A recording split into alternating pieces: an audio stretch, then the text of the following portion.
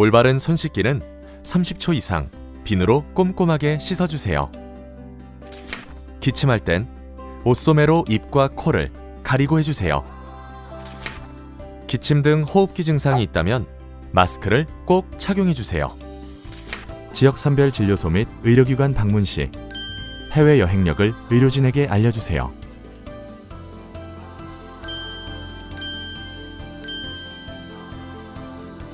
국민 여러분의 실천과 참여가 지금 필요합니다.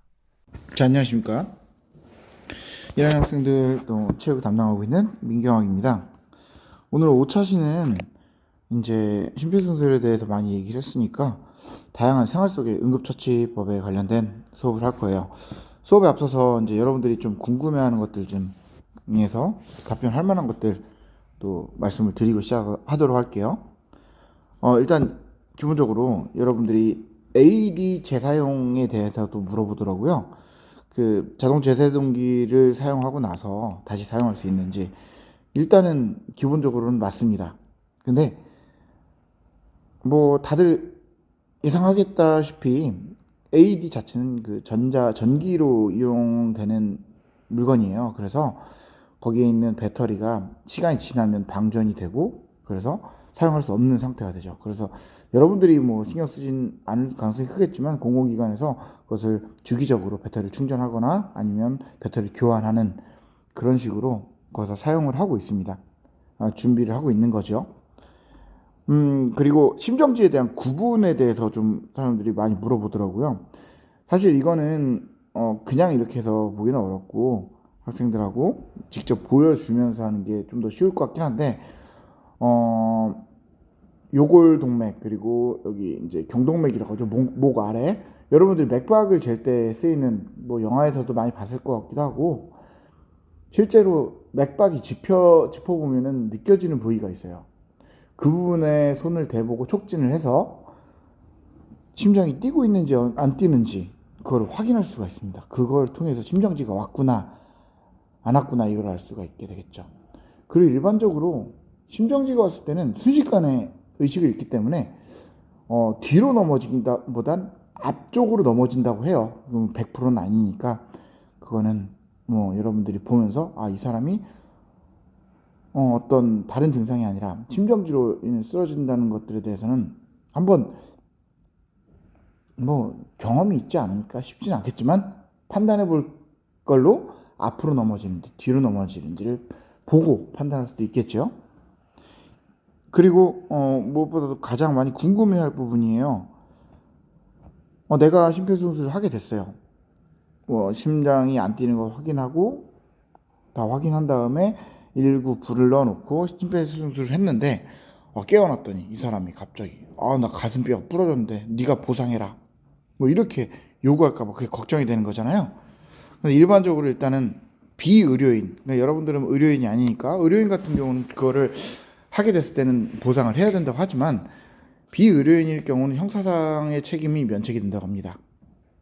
그러니까 일단은 중요한 생명을 지키기 위해서 그 사람도 바보지. 자기 목숨 살려놨는데 갈비뼈 부러졌다고 이렇게 자기한테 보상을 하라? 지금 일단은 현재 거기에 대해서는 크게 걱정하지 않고 심폐소생술을 해도 된다는 법률적인 근거가 있으니까요.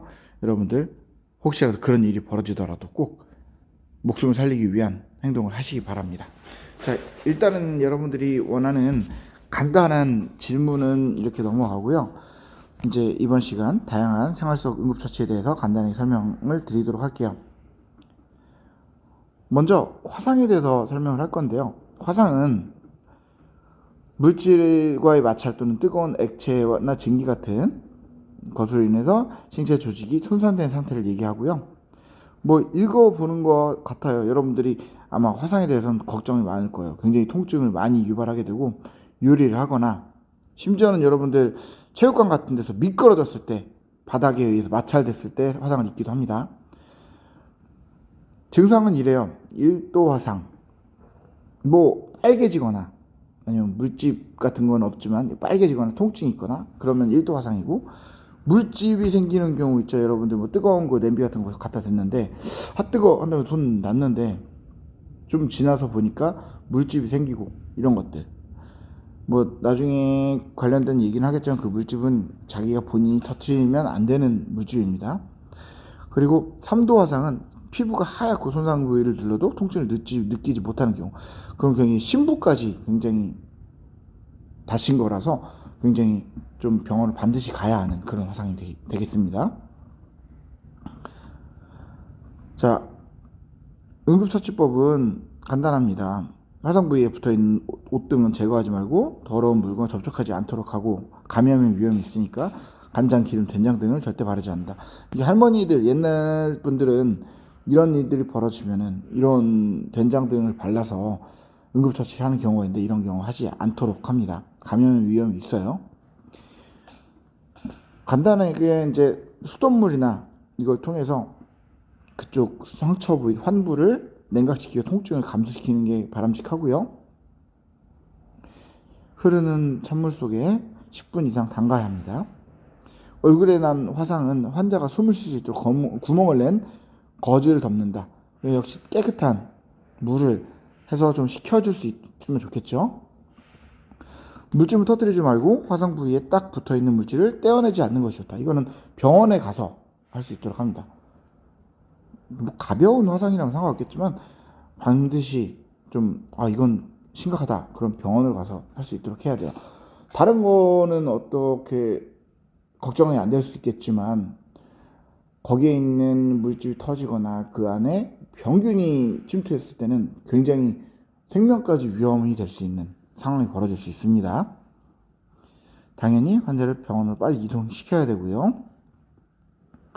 상황에서 응급처치는 지혈을 해야 되죠. 또 어떤 창상, 어떤 찔리거나 베이거나 찰과상을 입거나 피가 많이 났을 때, 특히는 동맥 같은 경우가 파열됐을 때는 피가 어마어마하게 나올 수가 있어요. 그럴 때는 압박을 해야겠죠. 압박하는 방법들에 대한 것들입니다. 일단 간단하게 해서 직접 압박이죠.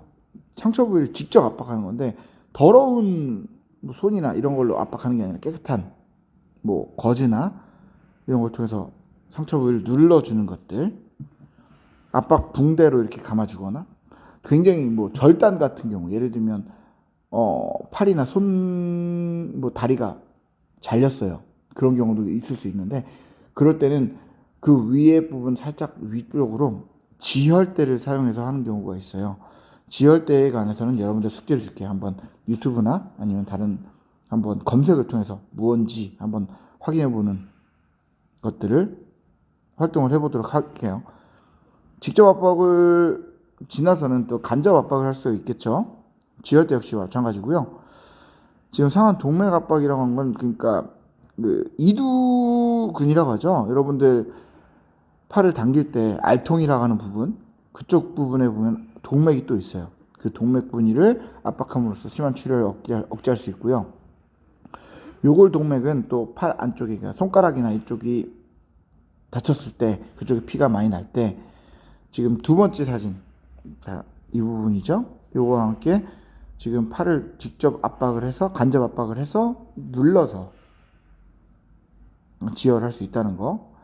그리고 역시 밑에 사진을 보면, 그림을 보면 이렇게 다리, 무릎 아래쪽으로 지혈이 필요하다. 그러면은 허벅지 대퇴를 눌러서 압박을 하는 그런 압박이 있을 수 있지요.